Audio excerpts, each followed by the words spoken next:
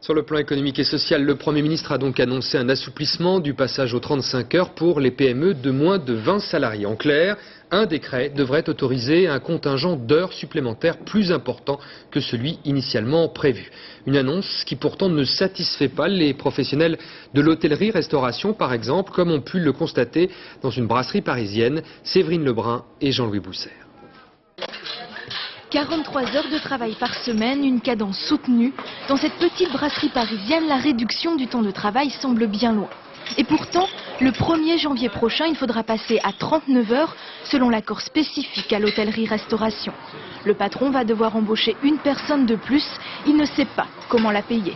Un employé de plus, ça me coûterait 50% en plus de charges patronales. Et quand je sais que j'arrive au trimestre et que je suis accablé par les charges et que j'arrive à zéro sur mes comptes, bon, ben, c'est qu'il y a quand même un phénomène qui n'est pas cohérent dans le système. Ici, les serveurs sont payés au pourcentage. Plus le chiffre d'affaires est bon, plus ils gagnent. Alors évidemment, travailler moins, cela ne les intéresse pas vraiment.